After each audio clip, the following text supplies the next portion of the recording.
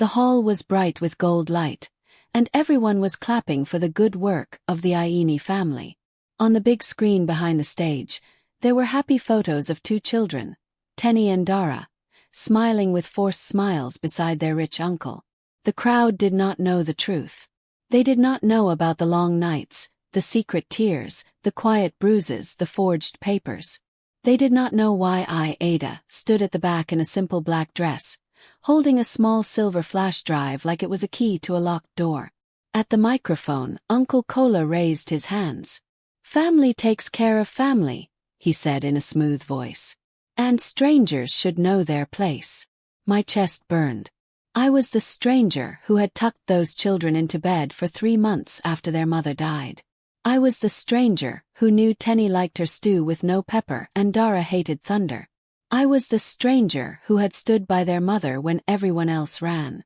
Tonight I would not be a stranger. Tonight I would make the truth loud. When the music started and the projector rolled to show another smiling photo, I moved. I walked to the sound table. The technician frowned at me. "Madam, you can't." "I can," I said. I pushed the flash drive into the laptop and pressed play. The music cut. The screen went dark. Then it lit up with a shaky video of a kitchen. You could hear rain on a roof. A small voice said, "Uncle, please, we want Auntie Ada." Then came a harsh voice, Kola's. "She's nobody. She is nothing." The hall went silent. All eyes turned to the screen. In the video, Kola took a paper from a folder. His face was close to the camera, and you could see how cold his eyes were. "You two will do what I say. Or you will see what happens." Someone gasped. On the screen, tiny hands trembled. In the hall, Kola rushed toward the sound table, face red, finger out. But I stepped to the center of the stage. I lifted my chin. "Good evening," I said, my voice steady. "My name is Ada. I was called a stranger. Tonight, I will show you what family looks like in the dark." I gestured to the side doors. They opened. Uniformed officers stepped in with a woman from Child Protection. The crowd began to murmur, chairs scraping, whispers rising like wind. Kola shouted, "Turn that off. Security. Grab her." No one moved. Everyone was stuck to their seats, eyes wide, hearts caught. On the screen, new images began. Scans of documents, signatures, dates. A slow reveal like peeling a fruit. My hand held a second remote. I pressed a button and another clip began. Kola counting money, then telling a lawyer on the phone, "She has no legal rights. We will call her a stranger." I looked at him. He froze. "Remember me now?" "Yes." He took one step toward me, then two, then stopped because an officer put a hand on his shoulder. The officer said, "Sir, please stay where you are." Kola smiled without his eyes. "You think this will save you? You think anyone will choose you over family?" I leaned toward the microphone. My voice was soft. "They won't choose me. They will choose the truth." The hall held its breath. I clicked the final clip. It was not documents. It was not numbers. It was not a shouted threat. It was a quiet moment. Two children in a dim room holding each other, whispering, "Auntie Ada will come. She promised." My heart broke all over again. Tenny's small face turned to the camera in the video and she whispered, "If you hear this, please come." The hall shivered like it felt the same cold I felt. Kola's mother stood up with shaking hands. Lawyers looked down. Guests shared quick looks. And then the back doors opened again. Tiny footsteps. Hush. Little voice. "Auntie Ada." Turned. And there, standing between two officers, clutching a faded teddy bear, was Tenny. But Dara was not there. The crowd gasped. Kola's smile returned, thin and sharp. "Looking for someone." Froze. I felt the world tilt. I had expected both children. I had planned for both children. Where was Dara? Kola raised his wrist. Phone on his arm buzzed. His smile widened. "You said people will choose the truth," he murmured. "Let's see what they choose when truth screams." He tapped the phone once. And the big screen went black. The morning my normal world broke, the sky looked like clean glass. I remember this because the light was soft and calm through the curtains, and it made me think the day would be gentle. I remember the smell of pap on the stove and the small hum the fridge made when it was full. I remember a tiny pair of feet dragging on the floor and a sleepy voice saying, "Auntie Ada, can I have honey?" That voice was Tenny's. She was 7. She had very bright eyes and careful hands. She believed the world could be good if you tried. Her little brother Dara was 3, and he loved to run in circles until he fell on the rug with a laugh that shook his shoulders. Their mother, Kemi, my best friend since we were girls, had only been gone 8 days. 8 days since black cloth, soft prayers and my promise. I promised at the graveside while the dust was still fresh. I will not leave your children. Not when the light is bright. Not when the night is loud. For 8 days I kept that promise. I brushed tiny teeth. I mixed pap with honey. Packed school bags. I sat between 2 small bodies during cartoons, holding both hands when a scene was scary. I called the school, the clinic, the landlord. I made lists and kept receipts. I became the soft place where grief could sit down. That morning we were not crying. This was the calm part. I cut Pawpaw and told Tenny a silly story about the fruit looking like little boats. Dara wore his mismatched socks and tried to stand on one foot. The world was small and safe inside our tiny 2-room house. I could pretend for a little while that we would be okay. Then the knock came. It was a knock that did not wait. It was a knock that was sure of itself, like a drum in a marching band. I wiped my hands and opened the door. 3 people stood there. One was a woman in a neat blouse with a folder. One was a man in a gray suit with a hard smile. One was an older woman with a scarf tied tight, eyes sharp as nails. Behind them, a car idled with someone in the driver's seat, engine humming like a quiet threat. "Good morning," the blouse woman said. "Are you Miss Ada?" She said my full name, all of it. "Yes. I'm Chica from Child Protection. This is Mr. Follerin, the family lawyer. And this is Madame Beezy, the maternal grandmother." There was a space between her words, a careful space, like she was afraid to fill it with something rough. "Can I help you?" I asked, though I already felt my heart folding to protect itself. The lawyer held up a paper. "We are here to take the children to their family home." My mouth went dry. "Pardon. Their mother is late," he said. "Their father is not present. The family will take custody." My fingers tightened on the door. Kemi's mother. I looked at the older woman. She was small and straight-backed. Her pain showed only as a tightness around the mouth. "Madam, we have spoken before. Kemi asked me to." She cut me with a look. "Kemi asked many people many things," she said. "Who are you?" "I am Ada," I said softly. "Her friend. Since we were 12. "You are not family," she said. "You are a stranger." The word was simple, still hurt like a slap. I tried to breathe. I tried to keep my voice calm. "Please come in," I said. "Let us sit. The children are eating." The child protection officer nodded, stepping forward a bit. "It's better to sit," she agreed. "We will explain." They came in. Tenny looked up from her bowl. Dara stopped pretending to be a flamingo. I smiled a small smile to tell them, "It is okay," even though it was not. I gave them another spoon of pap to keep them busy while adults used grown-up voices. We sat. The lawyer put the paper down very carefully, like it was a knife someone could pick up. He spoke in smooth lines. The grandmother did not speak again. The officer spoke softly, words like temporary placement, safety, and proper process. My heart tripped at every step. "Why now?" I asked. "We need time. The children need time." I turned to the officer. "They have been with me. They're safe. Their mother trusted me." "She did not leave a formal will," the lawyer said. "There is nothing written. Nothing signed." "There are messages," I said quickly. "There are voice notes." I looked at the officer. "I can show you." Kemi asked me to take them to school, to the clinic, to bed when she was too tired. "I have been doing that." "Because you are a kind friend," the lawyer said. "But the law is the law." The officer looked sorry. She really did. Miss Ada, I see you care. Do. But we have to follow steps. The family has a proper house. The children can go to school from there. You can apply for guardianship later if you wish. I heard the words but could not touch them. They felt like thin strings and I had thick hands. Tenny pushed her bowl away. Auntie, she asked.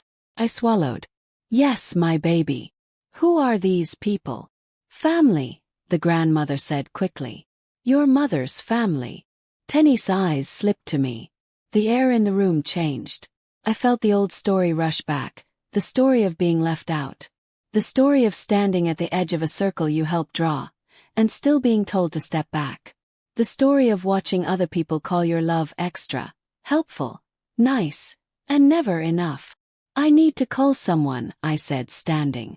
Please. 2 minutes. The officer nodded. Of course. I stepped into the tiny corridor and called a number that I had saved like medicine. Barrister Ojo, a community lawyer who came to our church on weekends to teach women the basic laws of care. He had once said, if nobody speaks for you, speak for yourself, but learn the right words first. He picked up on the third ring. Barrister, I said, and my voice shook. They're here. Who? Child protection. Family lawyer. The grandmother. He went quiet for a second. Where are the children? With me. In the room. They are eating. They look scared. I am scared. Keep your voice steady, he said. Ask them for the court order. And blinked. Court order. If they want to remove the children from a stable caregiver without consent, they need an emergency order, he said. Ask for it. I walked back to the table. Please, I said. Can I see the court order? The lawyer's smile dipped. We have a letter from the family. Court order, I repeated. The officer looked at the lawyer. The lawyer looked at the grandmother. The grandmother's face did not move. We can obtain one this afternoon, the lawyer said finally. But there is no need to make this difficult. Everyone wants what is best for the children. Then they can stay here today, I said gently. We can go to court together. I will bring them. You will bring the order. We will let the judge decide. The officer's face softened. The lawyer's mouth went hard. The grandmother's eyes were iron. Before anyone could answer, the front door opened again. A man walked in without knocking. Broad shoulders. Expensive watch. The smell of cologne and cold air. He filled the small room like a storm. Who told you to bring these people here without me? He asked the lawyer. The lawyer stood at once. Sir. Tenny shrank behind me.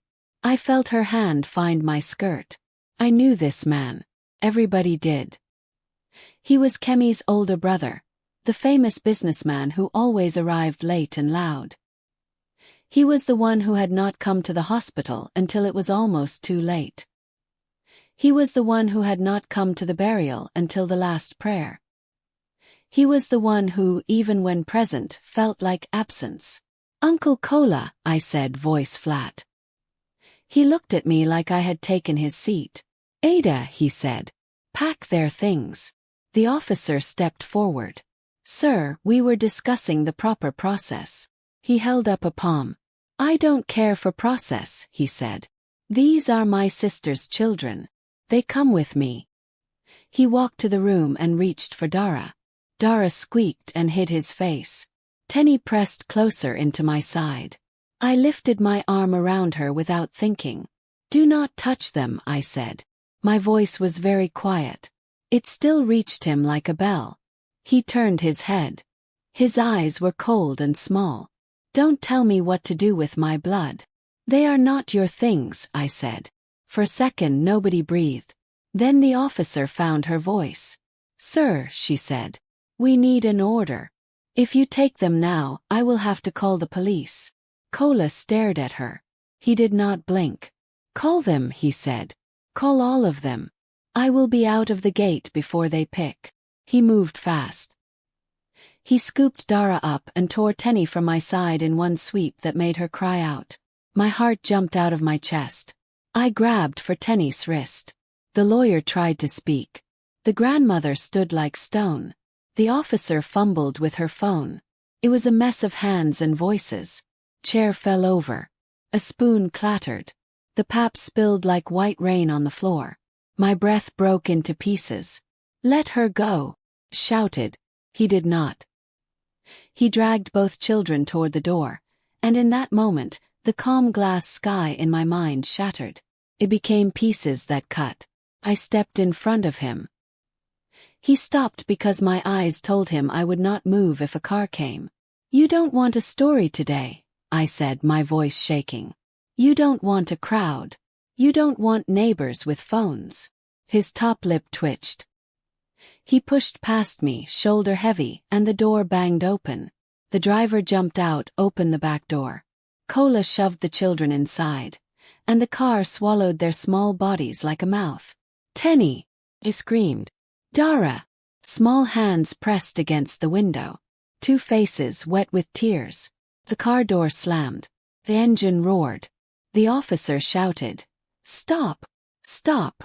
She ran to the gate, waving at the security man who had wandered over from the next compound. The lawyer's voice cracked into the phone. "We have a situation." The grandmother walked slowly after the car, her steps short and careful, as if nothing was burning. Ran. My slippers slapped the ground. I threw myself at the car door, fingers searching for a handle that had already locked. "Open!" cried. "Please open." The window slid down an inch. Cola's voice slid out like oil. "Strangers should know their place." The window went up again. I hit the glass with my palm. It hurt and I did not care. Inside, Tenny mouthed two words through the glass. "Find us." Car moved. It left hot air and dust and the soft cry of a child behind. It left me on the road with empty hands. Everything in me screamed, and nothing came out. I felt like someone had opened my chest and taken the air for themselves. The officer was dialing, breathless. "We will get them," she said. "We will." I shook my head. In that second, something hard and bright formed inside me. It was not a plan yet. It was not a map. It was a line, simple and straight, that moved from my heart to my feet. "I promised," I whispered. "I promised their mother. I promised them." I walked back inside. I picked up the spilled chair. I righted the bowls. I wiped the table with a firm hand that did not shake. Took my bag. Took my key. I took Kemi's old phone from the drawer, where I had kept it like a relic, because it held pieces of us that I was not ready to delete. The officer touched my shoulder. "Miss Ada, please don't do anything risky." "I won't," I said, and I meant it. I would not chase a moving car with my bare feet. I would not fight a man with my small hands. I would not waste time shouting. I would use my head. I would use my memory. I would use every soft thing that had ever been called weak and make it strong. I called Barrister Ojo again. He picked up on the first ring. "I saw," he said. Someone must have sent him a video already. The world was fast and hard. "I need to find them," I said. "Now." "You need information," he said. "Start with what you have. Start with Kemi's phone. Start with the school. Start with the clinic. Start with the landlord. People leave trails when they think they are safe." I opened Kemi's phone. The screen lit up with old messages. I scrolled with shaky fingers. There, a message from Cola 2 weeks before Kemi died, an address she had saved with a short note. "He said we might move here for a while. I don't like it. Feels like a cage." Under it, a voice note I had never played. My thumb hovered. Pressed. Kemi's voice filled the room. "Tired of rave. Ada," she said. "If I don't answer, don't be angry. My phone dies a lot. The generator is noisy. I hate how it makes Tenny jump. If anything happens, please keep the children safe. If Cola comes, do not let him take them. He says he knows best. He doesn't know them at all." My throat closed. Tears stung but did not fall. There was no time. I saved the voice note to my own phone. I sent it to the officer. I sent it to the barrister. I sent it to my email. I saved it like you save breath. I went to the wardrobe and pulled out Kemi's old file folder. She kept things. She kept everything. Bills, reports, letters, old photos with phone numbers on the back. I flipped fast. There, an envelope with school written on it in her neat hand. Inside, a copy of Tenny's school admission form with emergency contacts. There, another letter from a clinic with an address and a doctor's name. There, the landlord's receipt with bank details and a second phone number. I looked up. The officer was writing too, her pen moving quickly. "We'll split," she said. "I'll go to the clinic. You go to the school. The barrister will meet us at the station with your records. We will file a report, then we will visit the address." "I'm coming with you," I said. "You should rest," she said gently. I looked at the small spoons, the small cups, the two small chairs that were still warm. I looked at the open door the children had just gone through. I looked at the flat pap drying on the floor like a stain. "I will not rest," I said. We moved. We were small but we were not slow. We left the house and went into the loud day. The sun was high. It did not care for my pain. Cars honked. Voices rose. Life braided itself around my thin line of purpose, but it did not tie me down. At the school, the security man frowned until I said Tenny's full name. He nodded and waved us in. The headmistress sat us down and listened as if she had learned how to hold bad news without breaking it. She brought out their folder and gave me a soft tissue I did not use. "We have had calls," she said. "From Mr. Cola. From the grandmother. From you." She gave the officer a small, careful look. "And from someone else." "Who?" I asked. She looked at the paper again. "A woman. She said she was the new guardian. She asked for transfer letters." My stomach dropped. "A name?" The headmistress shook her head. "She didn't say. The number didn't have a name. But," she added, "she asked about school fees. She wanted to know if they had been paid for the term." The officer wrote faster. "Did she leave an email?" "Yes." The headmistress turned the paper for us to see. An email address with a word I recognized from Cola's company. Small word. Quiet thread. I took a photo of the paper. My hands were steady now. The line inside me glowed a little brighter. We left the school and went to the police station with the officer. The barrister met us there with a firm handshake and eyes that could cut through fog. We wrote statements. We played Kemi's voice note for the officer in charge. He listened twice. He pressed his lips together like he was holding in anger. He stamped some papers. He made 2 calls. He told 2 men to get their car. "Now," he said. We drove to the clinic. The doctor on the letter turned out to be kind. He spoke carefully about laws and privacy, then looked at the officer's papers and sighed.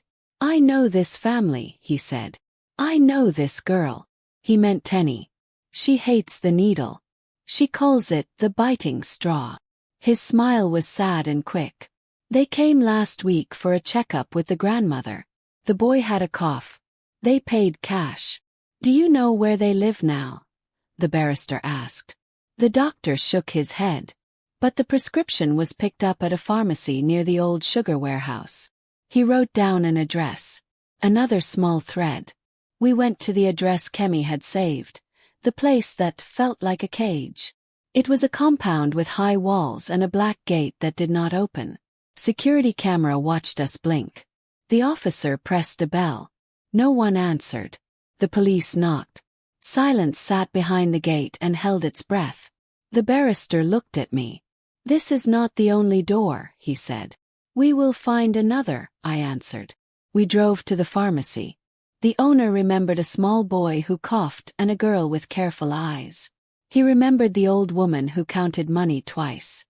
He also remembered the car.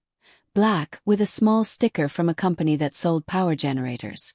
"Do you know the company?" the officer asked. The owner nodded. "Yes. They serviced my generator last month. We were building a map out of crumbs. School email. Clinic address. Pharmacy sticker. Company name." It was slow work, and it was work full of hope that hurt. But it was work. Finally, as the sun bent low and the day pulled shadows higher, we reached a quiet street with tall trees and neat houses. The police car stopped. The officer pointed. There. Through the leaves, I saw the black car, Cola's, parked behind a gate with a gold A on it. The house was wide and white. It looked like the kind of place where people laughed without worrying about the price of bread. My heart said run. My head said think. The barrister said, "We need a warrant to enter." "We can wait," the officer said. "We can watch." We waited. Time stretched thin. Night gathered itself like a shawl. I could feel the story leaning forward. The part where someone comes to a window, the part where a small hand lifts a curtain, the part where a soft face leaves a mark on the glass. And then it happened. The upstairs blind moved. Slowly. As if a tiny breath pushed it. A small face appeared, lit by a dim light. It was Tenny. She saw the street. She saw the cars. She saw the sky. Then she saw me. Her mouth opened. She pressed her hand to the glass. I stepped out of the car into the cool evening air. I raised my hand very slowly, breathing like a person who had learned how to be quiet in loud rooms. Tenny lifted one finger. She drew a shape on the window fog. It was the letter D. My breath caught. Aura. She drew another shape. Small square. Then a dot. Then another dot. Took me a second to see it. It was a screen. Phone. "Dara," I whispered. "Phone." She nodded, her small face serious as a moon. Pulled out my phone. I typed a message to Kemi's old number, the one Tenny sometimes used to send me stickers when she found the phone by accident. "Tenny Teeny," I wrote. "Can you open the old phone?" Her face vanished. The blind fell back down. 2 seconds. 5. In. Lifetime. Then my phone buzzed. "Yes, Auntie," the message said, full of tiny mistakes, full of courage. "Where is Dara?" Type. "Downstairs," she wrote. "He is in storeroom. Are you safe?" Type. "Was. They say you are stranger," she wrote. "But I know you. Please come." "Soon," I typed. "I promise." I looked at the officer. I looked at the barrister. I looked at the house, the gate, the secret rooms, the quiet lies. The line inside me hardened into something like a plan. "We have enough," the barrister said softly. "The messages, the video, the school, clinic, pharmacy, the house. We can get the order in the morning." "Morning is far," I said. "It is," he agreed. "But it is safer." I nodded, even as my eyes stayed on the window where a small face had pressed like a stamp. Somewhere in the house, a light went off. A door opened. The black car's lights blinked awake. The gate began to slide. A figure stepped out into the night, tall, neat, and cold. He looked straight at me as if he could smell my promise. He smiled slow and sure. And in that moment, as the gate opened wider and the car growled, I felt the quiet before a storm turn into the wind that throws roofs. I took one step forward. The officer put a hand out. "Ada, wait." But I did not. Because through the gap of the gate, I could see a small shadow in the doorway beyond, and the shadow was moving like a little boy who had escaped a storeroom and was now running the wrong way, straight toward the back stairs that led to the basement. "Dara," I breathed. And then the light in the basement flicked on. The basement light was yellow and weak, but it was enough to show me the outline of Dara's tiny frame at the bottom of the stairs. He wasn't crying, but he stood very still, holding the teddy bear I'd given him on his last birthday. My breath caught, and for a moment the noise of the gate, the growl of the car, and the murmur of voices around me all faded into silence. Cola's eyes followed mine. He turned his head just slightly, saw Dara where he stood, and his lips curled in a way that made my skin crawl. He didn't shout. He didn't even call the boy's name. Instead, he gave a single nod toward someone behind the gate. From the shadows, a woman stepped out. Tall, thin, and dressed in a smart suit. She looked like someone who had spent her life following instructions without ever asking why. She walked quickly down the hallway inside the house toward the basement stairs. "Dara," I whispered again, even though I knew he couldn't hear me. The police officer beside me shifted. "We need to move now. If that woman gets to him first." But the barrister raised his hand. We can't cross that gate without the order. Not unless. The officer cut in. Not unless there's clear and immediate danger. I didn't wait for them to debate. I stepped forward right up to the slowly opening gate. The air smelled faintly of petrol and new paint. The gold A on the gate seemed to mock me. Inside the house, Dara suddenly looked up. His little face lit up with recognition. He dropped the teddy bear and took a step toward the stairs. And the woman in the suit grabbed him by the arm. "Hey!" The shout tore out of me before I could stop it. Dara twisted, trying to pull away, but she was stronger. She started dragging him back toward the shadows of the basement. I took another step forward. "Let him go." Cola's voice was calm. "Come. You're trespassing, Ada. You're kidnapping," I shot back. He tilted his head, almost amused. "Kidnapping my own blood. No court will call it that." The officer beside me moved, placing herself between me and the gate. "Sir, you need to release the child to neutral custody immediately," she said, her tone clipped and official. Cola smiled faintly. "Do you have a warrant?" The officer hesitated. "We're working on it." "Then you have nothing," he said, turning as if to walk back inside. My fists clenched. My whole body felt like it was shaking, but it wasn't fear this time. It was the heat of knowing he thought he'd already won. Inside, Dara struggled again. I could see his small hands pushing against the woman's grip.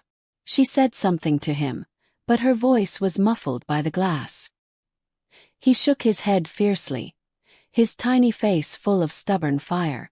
And then, before she could drag him completely out of sight, he did something that made my breath catch. He kicked the wall. Hard. The sound was sharp, echoing through the basement and into the night. Once. 3 times. It was a signal. A game we'd played when Kemi was alive. 3 knocks meant I'm here. It was something only we knew. I stepped right up to the line where the gate met the driveway. "I hear you, baby," I whispered, even though I knew my words couldn't reach him. Cola's eyes narrowed. "Get off my property, Ada." I smiled, though it felt like stretching glass. "Not until you give me what you took." The officer's radio crackled. She turned away for a moment, listening. When she looked back, her expression had changed, tight, focused. "They've approved the emergency order," she said. "We can go in." The moment she said it, everything moved at once. The officers with her stepped forward. The barrister grabbed his phone, speaking rapidly into it. Cola backed up toward the door, his smile gone now, his eyes sharp as knives. The gate slid the rest of the way open. I didn't wait for anyone else. I ran inside. The air in the house was colder than outside, the kind of cold that comes from money and silence. I followed the sound. Footsteps, a muffled voice, the faint scrape of a door closing. "Dara!" shouted. From the basement came a small, muffled reply. "Auntie Ada." I bolted down the stairs 2 at a time. The woman in the suit had just shoved Dara into a small room at the bottom and was reaching for a lock. I slammed into her shoulder with more force than I thought I had. She stumbled back, eyes wide. I pulled Dara into my arms. His little body was shaking. "I've got you," I said, my voice breaking. Footsteps thundered on the stairs above. Cola, shouting something I didn't care to hear. The officers were right behind him, their voices hard and commanding. But just as I turned to take Dara up the stairs, I saw something in the corner of the basement, something that made me freeze. It was a stack of boxes. And on top of them, a folder with a name printed in bold letters. Kemi's name. Before I could think, I grabbed it. It was heavy, too heavy for just papers. And that's when I realized, this wasn't just about the children. Cola had been keeping something else of Kemi's down here. Something he didn't want anyone to find. I didn't have time to open it now. But I knew one thing. Whatever was inside this folder could be the key to ending him for good. I clutched it under one arm, holding Dara with the other, and headed for the stairs. Just as Cola broke free from the officers and came charging straight at me. Cola's shoes pounded against the basement floor like the sound of a drum before war.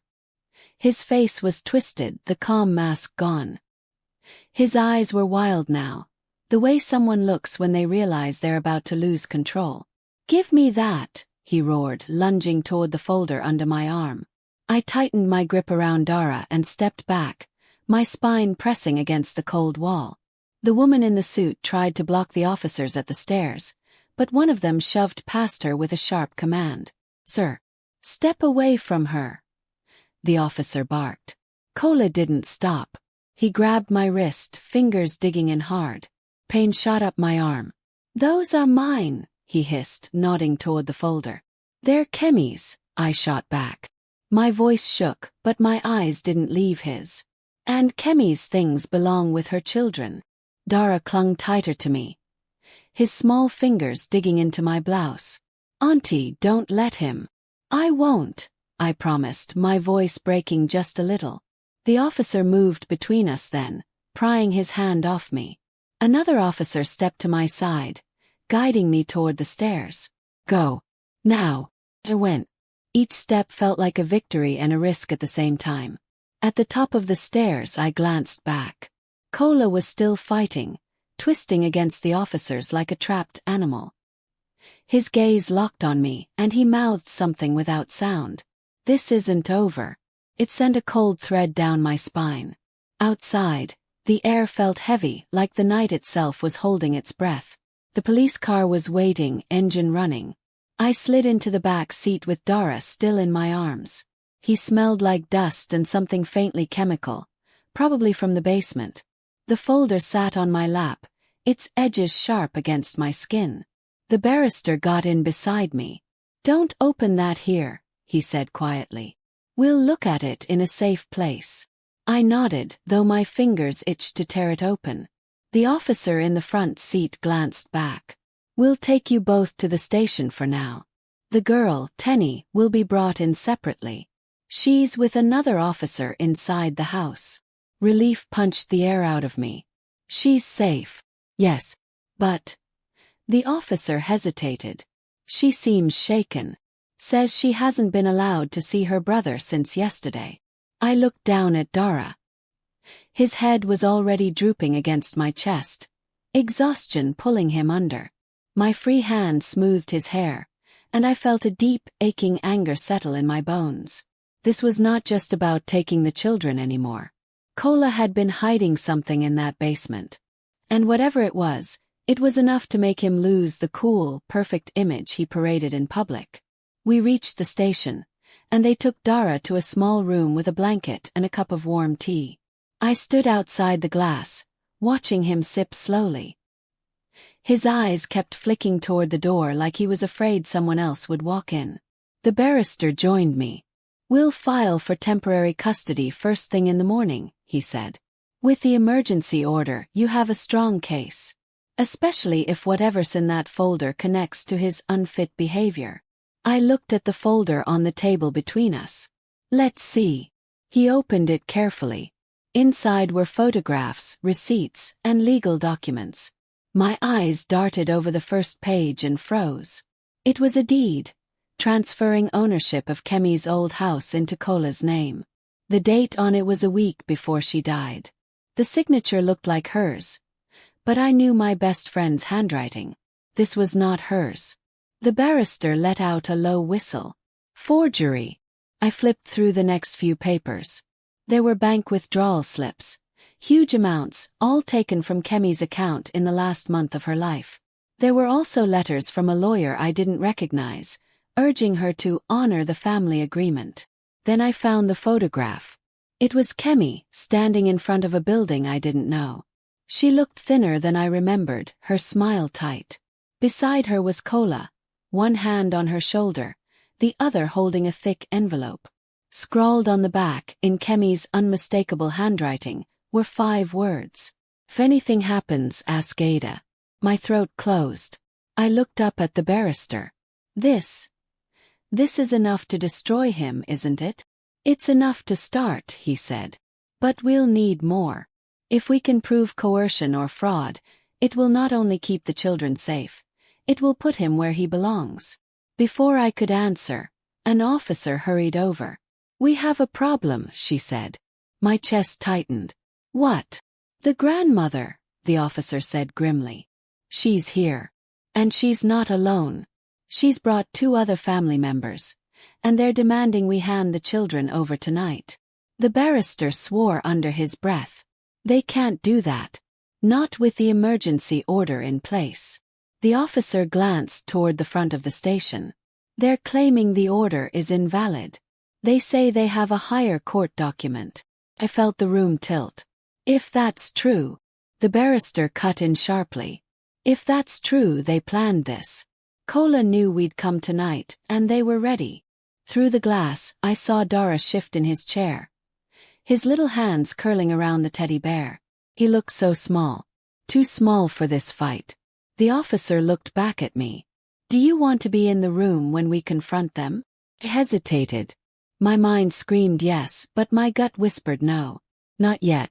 Not until I had a move they couldn't predict. I turned back to the barrister. "We need to protect the folder first. If they take it, everything's gone." He nodded. "Agreed. I'll get it into evidence lockup now." I watched him walk away with the folder, every step feeling like it carried a piece of my promise to Kemi. But even as I stood there, I knew something. If they had truly managed to get a higher court order, then tomorrow those children might be gone again. And I couldn't let that happen. I needed one more piece of proof, something so undeniable that no judge, no family member, no smooth-talking lawyer could erase it.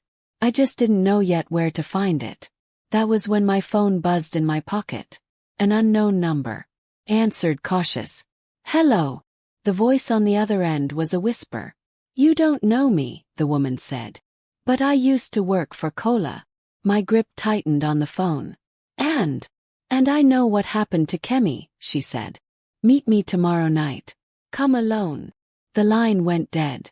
For a long moment, I just stared at the phone in my hand, the dead call still glowing on the screen. The woman's voice echoed in my head, low, urgent, and certain. "I know what happened to Kemi." It was the kind of statement that could change everything. Or destroy me if it was a trap. The barrister came back, hands empty. "The folder's locked away. No one can touch it without a signed release." He studied my face. "What's wrong?" I told him about the call word for word. His brow furrowed. "You can't just go," he said. "If she really worked for him, she might be setting you up." "I know," I said. "But if she's telling the truth, she could have the one thing we're missing." He hesitated. "Then we do it carefully. Tell me where and when, and I'll make sure someone's watching from a distance." Before I could answer, a commotion rose near the station's entrance. The grandmother had arrived. I saw her through the glass, small but unyielding, flanked by 2 men in dark suits who looked like they'd rather be breaking down a door than standing under fluorescent lights. One carried a slim briefcase. The other had the expression of a man who'd been told exactly what to do if things didn't go their way. They spoke with the duty officer for a moment. Then the grandmother's eyes found me. It was like being pinned to the wall without a hand touching you. She walked forward, her steps slow and deliberate, until she was just on the other side of the glass. She didn't knock. She didn't smile. She just mouthed one word. "Stranger." Then she turned away. I swallowed hard and went into the corridor with the barrister beside me. The duty officer met us halfway. "They've brought what they claim is a high court order for immediate custody," she said. The barrister took the paper and scanned it quickly. "This was signed this morning," he said. "But the judge's seal." He stopped. His eyes narrowed. "It's wrong. It's not the official emboss." The officer took the paper back. "A forgery. Almost certain," he said. "But we'll have to confirm." The grandmother must have seen our expressions because she stepped closer, her voice cool and calm. "You think you can fight this?" she asked me. "You have no blood tie, no legal claim. These children belong with their family. They belong where they're safe," I said quietly. Her smile was thin. "And you're just someone who was there when their mother was gone. That doesn't make you anything." "It makes me the one who kept my promise," I said. For a moment her eyes sharpened. Then she turned away, signaling to her men. "We'll see what the court says." The barrister leaned close as they left. "We have to move fast. If they can fake this, they can fake more." That night, after Dara was asleep in the station's safe room, I sat in the corner with my phone in my lap, staring at the unknown number that had called me. Finally I typed, "Where?" The reply came almost instantly. "Old Bus Depot. Tomorrow. 9 p.m. No name. No extra words." The barrister frowned when I showed him. "We'll have 2 officers nearby. You don't meet her alone." The next day crawled by. We filed more paperwork. The police confirmed the High Court order was indeed fake and opened a forgery investigation. The grandmother didn't come back, but I knew that didn't mean she'd stopped. By evening I was restless. Every time I looked at Dara, I thought of Tenny still somewhere in that house. The officers were doing their part, but I needed to be ready with something big when we faced Kola in court. At 8:45 p.m. I was at the old bus depot. The place smelled of rust and rain. Faded buses sat in rows like tired animals, their windows clouded with dust. The officers were hidden, but I knew they were there. At exactly 9 o'clock, a figure stepped out from behind one of the buses. A woman in her 40s, hair pulled back tight, eyes darting as if she expected someone to follow her. "You're Ada?" she asked. "Yes." She glanced around once more, then pressed a small envelope into my hand. "I can't keep this. If they know I gave it to you, I'm done." "What is it?" "Proof," she said. "Of what he did. Of why your friend is gone." My heart pounded. "Why are you helping me?" Her lips trembled just a little. "Because I was there. And I didn't stop it." Before I could ask anything else, she turned and walked away into the dark, her footsteps fading fast. I looked down at the envelope. My fingers felt clumsy as I opened it. Inside were photographs, blurry but clear enough to make out faces. One showed Kemi, sitting in what looked like a hospital bed, her face pale. Beside her, Kola was speaking to a doctor, a thick wad of cash in his hand. Another showed a medical form, the name Kemi Aini at the top, and a section marked Refused Treatment. The signature in that box was not hers. The last photograph made my stomach twist. It was Kola loading boxes like the ones I'd seen in his basement, into the back of a black car. The timestamp was 2 days before Kemi died. The barrister's voice came behind me, low and steady. "This is it, Ada. This is enough to open an inquest into her death." But before I could even answer, my phone buzzed again. A message from the unknown number. "They know you have it. Get out now." And then, in the distance, I heard it. The low, unmistakable hum of a black car's engine rolling into the depot. The sound of the engine rolled through the depot like a slow, hungry animal. I shoved the envelope into my bag and zipped it shut, my heartbeat matching the low rumble of the car. The barrister's eyes flicked toward the shadows. "We're leaving. Now." The officers who had been keeping watch emerged from behind 2 rusting buses, moving quickly to flank us. One of them spoke into a radio, calling for backup. The hum grew louder, and then the black car came into view, sleek, polished, and crawling forward like it had all the time in the world.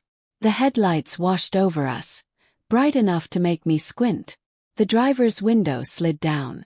Kola's face appeared, calm in that way that meant danger. "You shouldn't walk around with things that don't belong to you, Ada," he said, his voice carrying easily through the night air. "They're Kemi's," I said, keeping my voice steady. "And they belong with her children." He smiled faintly. "You think those scraps will save you? You think anyone will believe a woman clinging to someone else's family?" The barrister stepped forward. "Mr. Aini, I'd be very careful about what you say right now." But Kola wasn't looking at him. His gaze was locked on me. "You've made this personal," he said. "And when things get personal, people make mistakes." The officers moved us toward the exit, keeping themselves between us and the car. Kola didn't follow, but his eyes stayed on me until we were out of sight. We didn't breathe easy until we were back in the station. The photographs from the envelope were copied, logged, and placed in secure evidence storage. The originals stayed with the barrister, who swore he wouldn't let them out of his sight. By morning we were in court. The judge reviewed the emergency order, the forged custody document from the grandmother, and the new evidence. Cola's lawyer tried to argue, but every point crumbled under the weight of the photographs and the medical form. The judge ordered that Dara remain in protective custody under my care until a full investigation was completed. But when I asked about Tenny, my stomach dropped at the answer. She's still at the residence, the judge said. We've issued an order for her removal, but it hasn't been executed yet. The barrister leaned toward me. They're stalling. They'll move her if we don't act fast. I turned to the officer beside us. Then we need to go now. We drove straight from court to Cola's house. The gate was shut tight. The officer rang the bell. No answer. I tried again. Still nothing. The barrister's jaw tightened. They've already moved her. I stared at the gold A on the gate, my mind racing.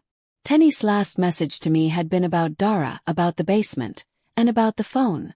If she still had access to Kemi's old phone, she might have left something. Back at the station, I powered up the old phone again. Buried deep in the gallery was a video. Timestamped just 2 days ago. It was Tenny speaking in a whisper. They said we're going somewhere else. They won't tell me where. But I can hear Uncle on the phone. He said something about the farm. I think it's the place we went last year when Mummy was sick. My breath caught. I remembered that trip. Kemi had called me from there, complaining about how isolated it was. The farm was on the edge of town, surrounded by thick bush and a single dirt road. I looked at the officer. I know where she is. Within an hour we were on that dirt road, the tires kicking up dust. The farm came into view. High fences, wide fields, and a squat house in the middle. No movement. No sound. The officers approached carefully, weapons drawn. The barrister and I stayed back until they signaled the all clear. Inside the house, the rooms were mostly empty. Too empty. It was like someone had left in a hurry. But in one small room at the back, we found a scrap of paper taped to the wall. In shaky, childish handwriting it said, "Auntie Ada, I'm okay. I will wait. Join me." There was a drawing under the words, a bus. And next to it, a small box with lines like a ticket. I stared at it, my heart pounding. Tenny was telling me she was on the move. By bus. And if I didn't figure out where in time, she'd be gone again. This time for good. The paper shook slightly in my hands, though I wasn't sure if it was from the breeze slipping through the cracked window or from the rush of panic crawling up my spine. Bus. Ticket. Tenny was on the move. The barrister stepped closer, scanning the childish drawing. She's telling you she's traveling. But where? She's smart, I said. She wouldn't just draw a bus for no reason. That little box. It's not just a ticket. Look at the lines. 5 across, 3 down. That's a seat map. The officer in the doorway frowned. That could be any bus company. Not any, I said quickly. Last year when Kemi was sick, we went to visit her at this farm. We took a bus from only one company. Silverline Coaches. Their tickets have that exact grid printed on them. The barrister's eyes lit with understanding. If we can figure out which route, we can intercept her before they cross state lines. The officer was already pulling out a phone, calling dispatch to alert highway patrol. Silverline, he said. Get me their schedules for today. Any departures in the last 2 hours. Minutes passed like hours. Dara sat quietly in a chair, clutching his teddy bear. His small eyes moving from me to the paper in my hands. She knows you'll come, he said softly. My throat tightened. I promised her. Finally, the officer's phone buzzed. He glanced at the screen. We've got 2 Silverline buses that fit the timing.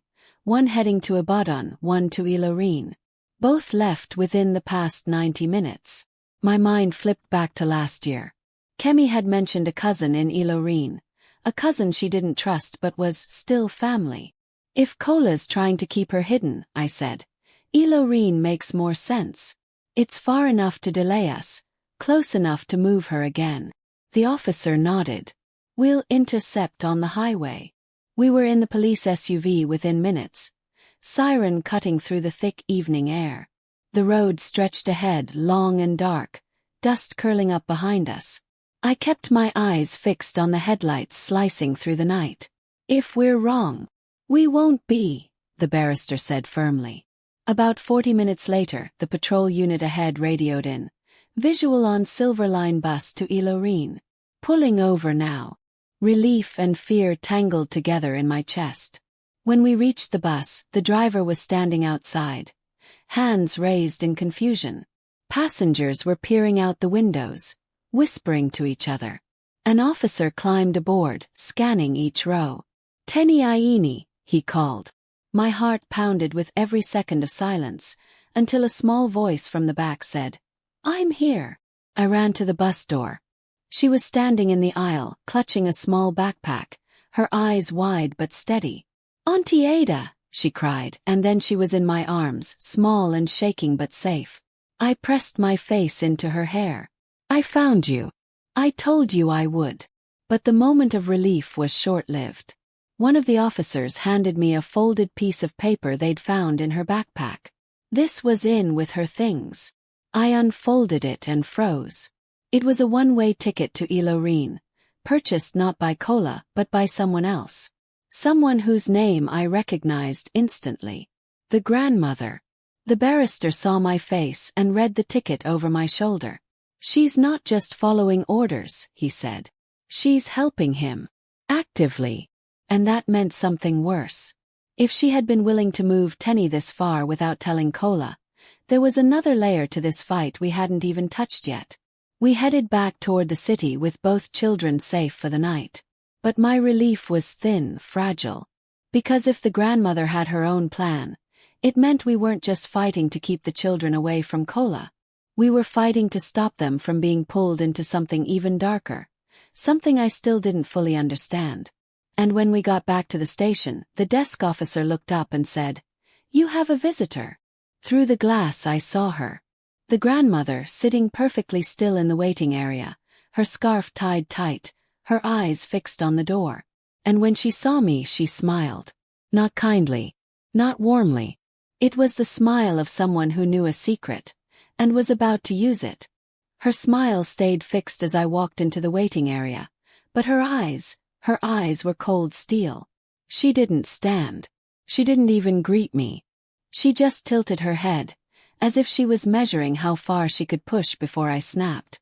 I see you've been busy, she said, her voice calm, almost pleasant. Running around with police, playing the hero. I didn't sit. Both children are safe now.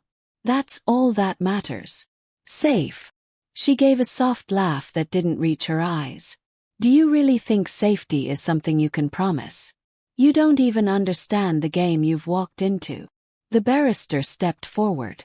Madam, if you're here to discuss the case, you'll have to speak with counsel present. Her gaze slid past him back to me. Do you know why Kola wanted them so badly? I stayed silent. Of course you don't, she said. Kemi had debts. Large debts. To people you wouldn't want to meet in a dark alley. Kola cleared them, and in return, she agreed to certain arrangements for the children. My chest tightened. Arrangements. Her smile thinned. Let's just say there are people who believe the children are an investment. And investments must be protected. The barrister's voice was sharp. Are you admitting to trafficking minors? She laughed again, a short, sharp sound. Don't twist my words, lawyer. I'm saying there are interests beyond you, beyond Kola, beyond this little courtroom game you're playing. And if you keep pushing, those interests will turn their eyes to you. I took a step closer, leaning forward just enough so she could see I wasn't bluffing. I don't care who they are. I promised Kemi I'd protect her children. That's not changing. For the first time her smile faltered. But only for a second. Then she stood, slow and deliberate, smoothing the folds of her scarf. Then I hope you're ready to lose more than you've already lost. She turned and walked out, her two silent men falling into step behind her. The barrister exhaled hard. She just confirmed there's more here than family greed. This is organized. And if she's telling the truth, Kemi's death might not have been as simple as we thought. I looked toward the safe room where Tenny and Dara were curled up together, sleeping for the first time in days. The thought of them being investments made my stomach twist. We need to dig, I said. Into Kemi's finances. Into her last months. Into anyone she owed money to. The barrister nodded. I can get a court order for her bank records. If those debts were real, they'll show up. And if they were fake, then we'll know someone was using them as leverage, I finished. That night I barely slept. Every time I closed my eyes, I saw the grandmother smile and heard her voice saying investments must be protected. I thought of Kemi, sick in that hospital bed, signing papers she didn't understand, or refusing to sign and having her signature forged anyway. By morning the barrister had the records. We spread them out on the table in the station's small conference room. At first it was a blur of transactions. Grocery bills, school fees, utility payments. But then I saw them. Large withdrawals in cash. Always in round numbers. Always just before Kola deposited smaller amounts back into her account. It's a wash, the barrister said grimly. He was moving money in and out to make it look like she had debts. And then he paid them off, to justify taking the children. The officer in charge leaned over the table. This is enough to hit him with fraud and unlawful custody attempts. Combined with the forged high court order, it's strong. It's not enough, I said. They both looked at me. We can take him down in court, I said. But if what the grandmother said is true, Kola's just one piece. If we stop him without touching whoever's behind him, the children will never really be safe. The barrister frowned. That's a bigger fight, Ada. And it's dangerous. I met his eyes. So is letting them win. That afternoon, while the officers were preparing charges against Kola, I went through the last item from Kemi's folder, the one I hadn't had time to study before. It was a small notebook, battered and stained. Inside were pages of numbers, names, and short notes written in Kemi's hand.